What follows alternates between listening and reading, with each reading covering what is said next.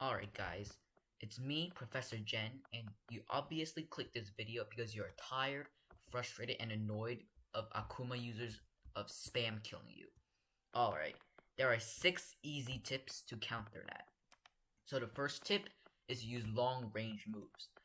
The reason for this tip is because the Sharingan, I'm gonna say Akuma, because the reason for this tip is because the Akuma users usually have auto tracking, close combat, and medium range moves. Alright, but what's really deadly about this Akuma is their Susanoo. Every hit does around 14,000 damage. A few hits or for a couple of minutes, you'd be dead. Alright, so for example, some good bloodlines are Tengoku's last move, very long, does extremely long damage. Black Shock, it doesn't have that much of a good aim, but has a big hitbox and a really long range. Alright, let me show it to you. For example, Black Shock does a lot of damage, and another option is to use Senju Wood's second move, because it has long range and it stuns. Very long range, as you can see. For the second tip, don't attack randomly. This is because all the Akumas have a move where they go invincible. I'll show to you for as an example.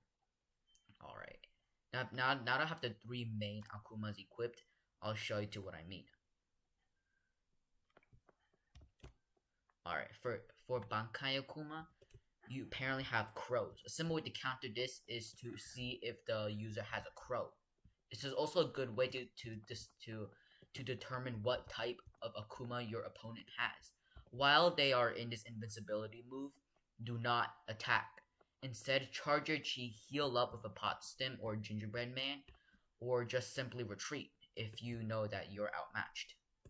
Alright, this is for Obito's. This is for Obito's move, invincibility. It is pretty annoying because number 1, it doesn't have a time. It depends on how much stamina you have. And number 2, they're pretty much invincible. But the downside of this is that they can't attack or do any taijutsu or throw any kunais. And I'll show you what I mean. It has a little whirlpool once they start, and that's basically a cue to let you know that they basically enter their invincibility mode. As you can see, I cannot do any taijutsu move or throw any kunais. Alright. This is as you leave this move, it has a pretty short cooldown, so that's another thing you have to beware. For Satori Akuma, it is pretty obvious because number 1, it has a lot of clones. Number 2, they disappear. And yeah, I'll show you by what I mean. So this is what they do. It doesn't do any damage, but what you can do is just avoid them. My clones are being stupid right now. Alright. For the third tip, beware of the forked Akuma, and I'll show you by what I mean. Number 1, it stuns you. Alright. Number 1, it stuns you a lot. By what I mean, I'll show what I mean by the moves. Alright, just pull it up real quick. First move basically makes you go invincible, and they could just counter you with the second move. And then while they wait for you to come out, they gotta charge their chi or anything, and yeah. But what's really deadly is about this Obito Sharingan's second mode move. Number 1, you go invisible.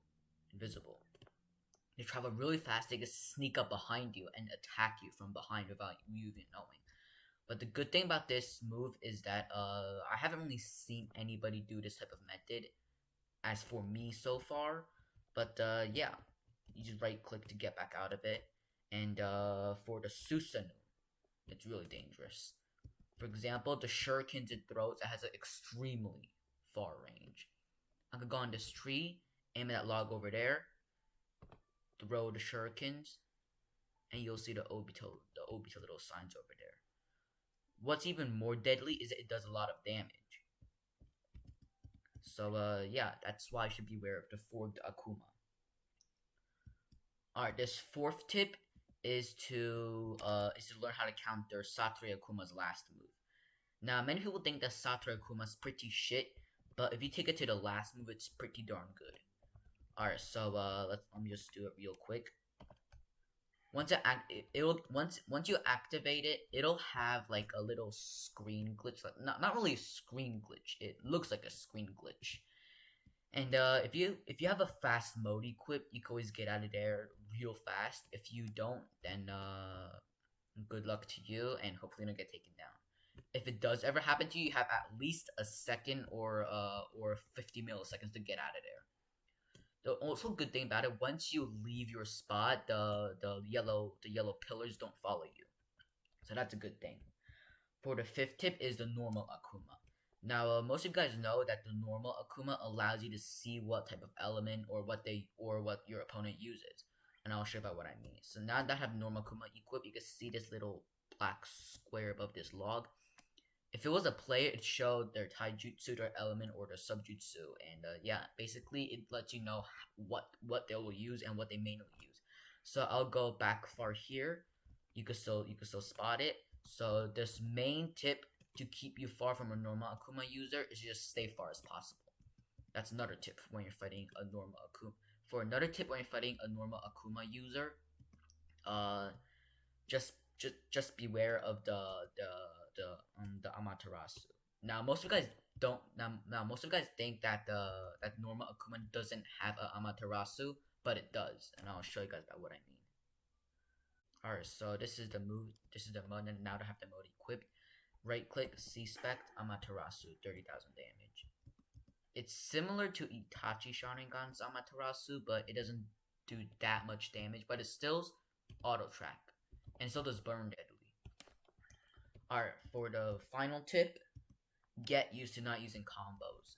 I know lots of you guys like to use Senko Kunai or Senko Spirit Bomb, Senko Storm, but try not to get used to doing that, because once you're in it, you apparently have no way of getting out of it. So if I'll show for example, R, T, and you'll be left here with only little small jutsus, but your opponent who has a Akuma, they could use a Susanoo, spam kill you, and yeah, it's the little arm of the regular Akuma. That's basically what I mean. Oh, and I forgot to add this clip on how to counter the Ryan Akuma. So it's very simple. Just avoid this. Make sure you avoid this.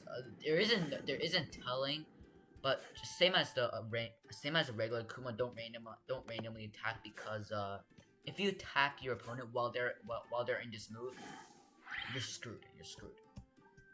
But it's not that much of a threat because it doesn't have a very long lasting time. For the second move, it's basically a revamped version of the Chidori. A better looking, more damage and large hitbox for the Chidori, but it does deadly damage. I'll show you guys what I mean. Like that. Boom. Has a medium hitbox.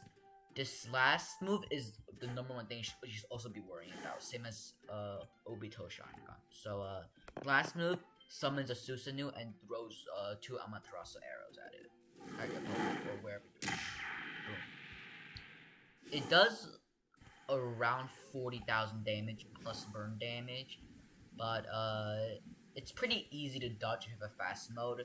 It kind of auto tracks, and yeah. For the mode, it's the same thing as the last move, except it does more damage, and I'll show it to you guys in case you guys don't know. Alright, go up here into the tree. Right click, Susanoo, aim at the logs. Q-Spect, arrows, boom. It's around the same as the dirt damage, but I think it does a bit more damage. Maybe, who knows.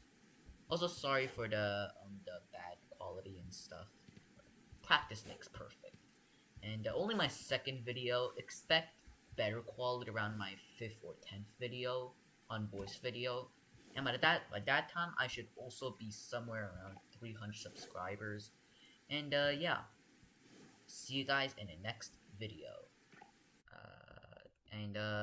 Yeah, that's pretty much it for this video.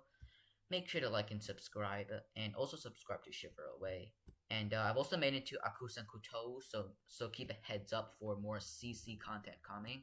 And yeah, I'll see you guys in the next video. Why are you still here? Don't watch this video. It's not done. Alright, it's done for real now. Alright, bye.